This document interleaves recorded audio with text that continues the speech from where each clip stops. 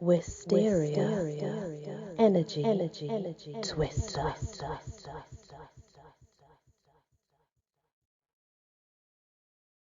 Hello everyone, welcome back to my channel and to the Drac Von Stollor collection.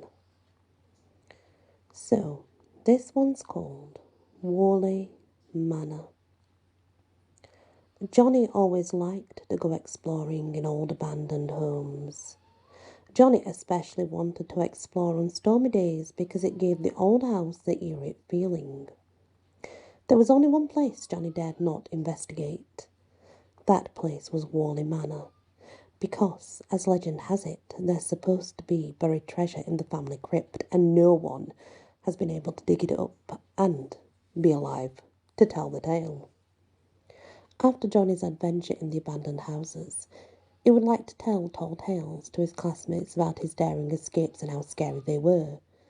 Even though the tales were taller than Johnny, it gained in popularity with his classmates.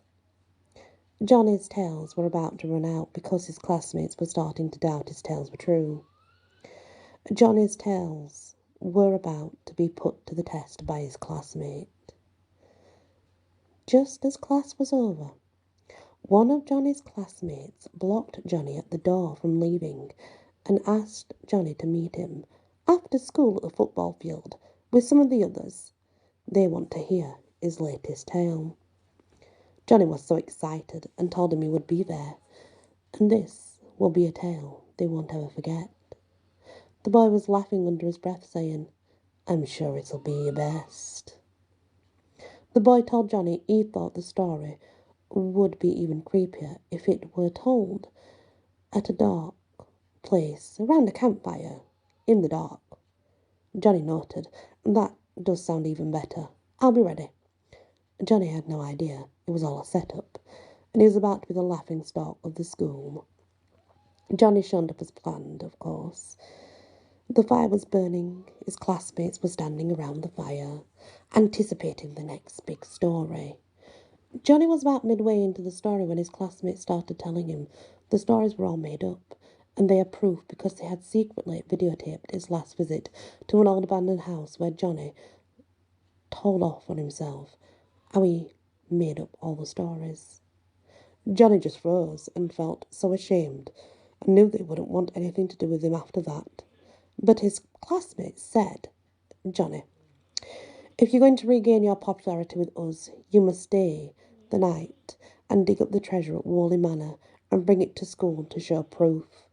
Then we will forget about this little prank you played on us all." Johnny's throat had a lump in it, and he did not want to be the laughing stock of school, so of course he agreed to their demands. Johnny asked if he could pick the day, and they all said, "No, it must be tonight. There's a full moon out, and the storm is just minutes away." His classmates handed him a shovel and a flashlight, and escorted poor scared Johnny to a car and drove him to Worley Manor and nailed the front door shut and said, "Someone would remove the board in the morning so you can leave and bring the treasure back to school for proof."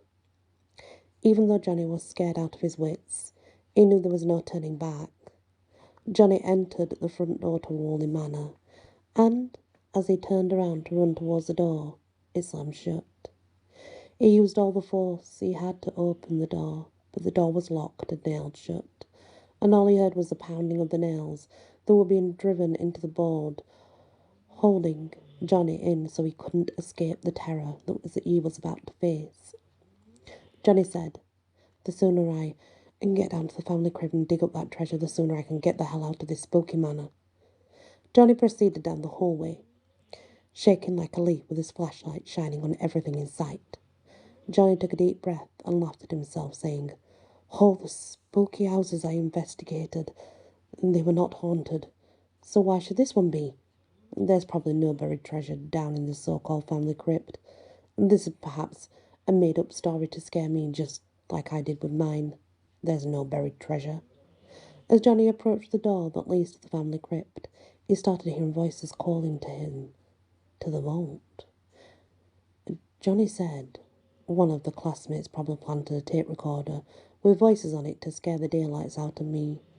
As much as Johnny wanted to believe his classmates were playing a prank on him, this was by far no prank, and there is a family crypt with a treasure chest buried in the tomb.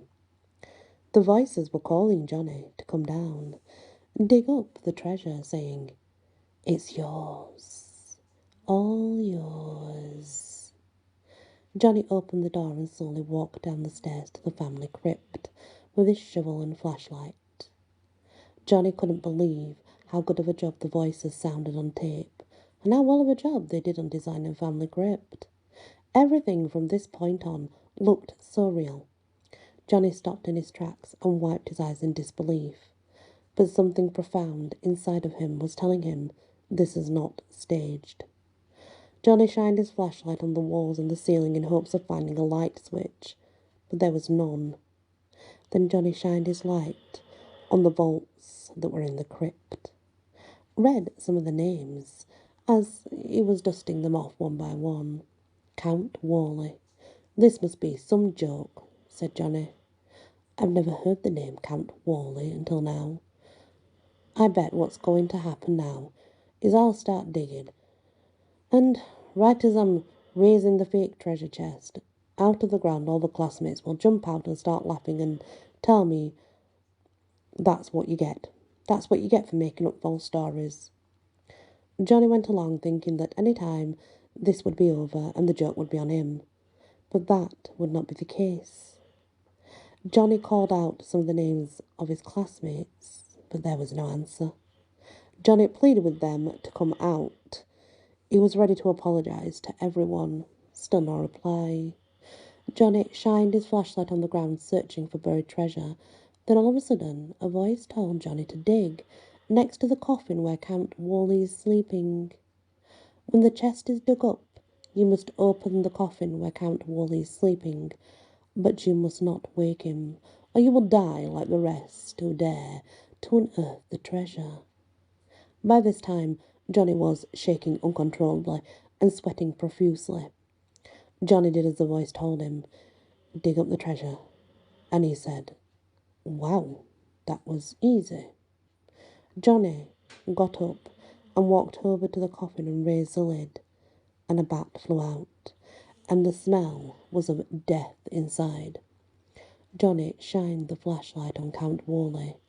By this time, Johnny was wetting himself, more scared and trembling than ever before. Johnny's tears were rolling down his cheeks, and all of a sudden, the Count's eyes were wide open, blazing red and drooling from his mouth.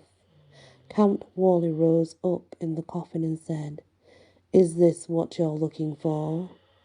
Johnny nodded his head, and pleading with the Count said, "This isn't real. You're one of the classmates dressed up as the Count to scare me."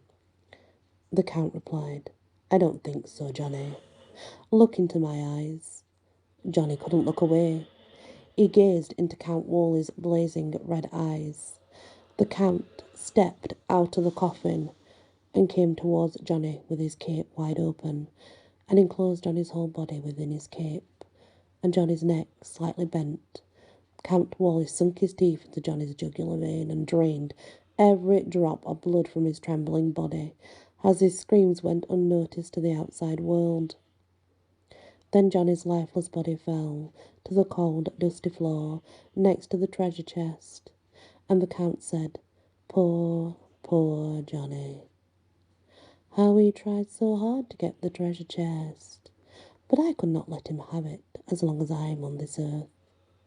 Thousands upon thousands of human beings have found their way down here and dug up the treasure, only to die trying."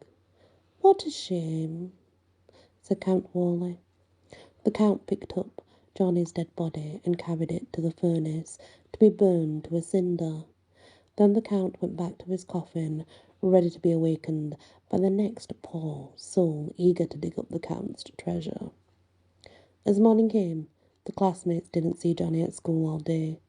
The classmates wondered if Johnny really came out with the treasure and just skipped town.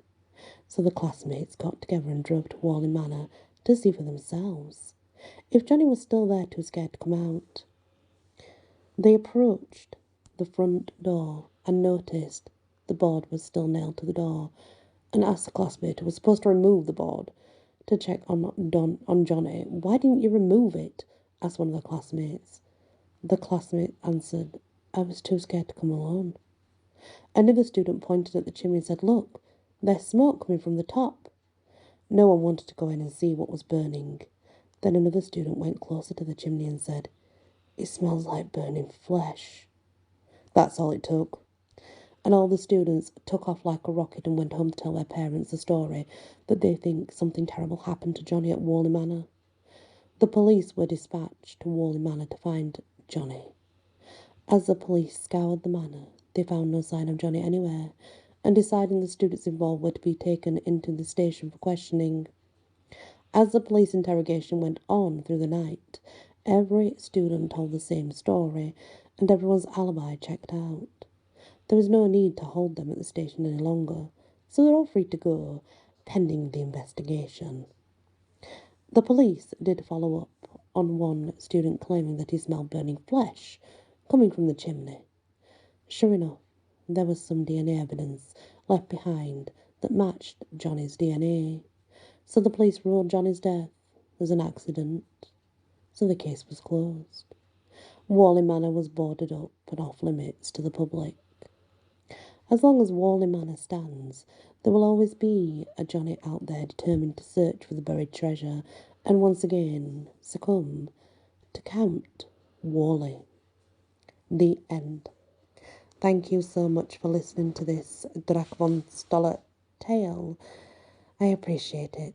Please hit the like, share if you can, and if you've not yet subscribed, please consider doing so. Many blessings.